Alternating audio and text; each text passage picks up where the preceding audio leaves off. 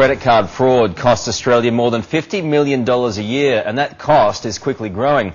An Australian company has now developed a system to make your card safer, but it needs to convince banks to adopt it.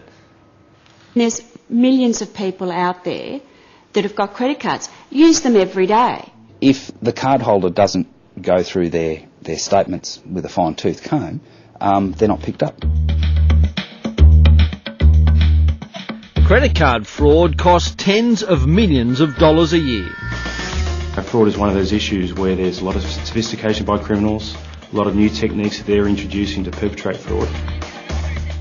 Now a small Australian company may have come up with the answer to a global problem.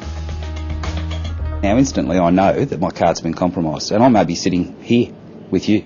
Adrian Tatham is the brains behind the concept. He came up with the idea after falling victim to credit card fraud himself. And about a year ago I noticed some suspect transactions on my credit card statement. Furious, absolutely furious.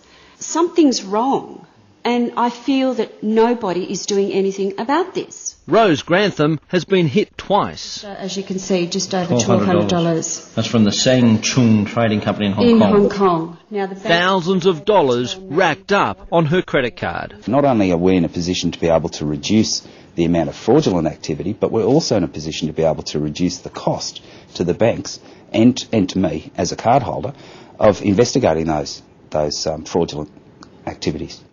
Adrian Tatham's company, Alacrity Techonologies, has developed a program which means you, as the cardholder, will be alerted to fraudulent activity within seconds of it taking place. For you as a credit card holder, it empowers you to make decisions as it relates to your credit cards.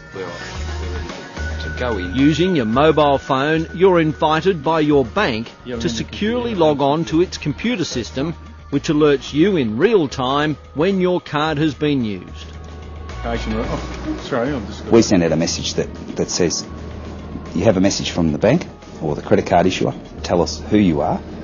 We'll then check that against the specific requirements of your identification, and if that all suits, allow you to participate in that transaction. They're certainly not getting my money. Then it's up to you to accept or reject the charge on the spot. So you could stop the purchase before it actually takes place? Correct. The sort of key area where there are improvements possible is the way they contact customers, and that could be through the use of this sort of technology. John Alfano is from Deloitte Business Advisors. He was Westpac's chief fraud investigator and says crime syndicates are focusing on online fraud. The growth of internet banking fraud is just one example whereby criminals have just taken on and exploited some of the weaknesses in internet banking controls. While Adrian Tatham has approached Australian banks with his technology, none have yet taken it up. If they're out there protecting the interests of their customers, why wouldn't they pursue it? Why wouldn't they? Simon Boda there.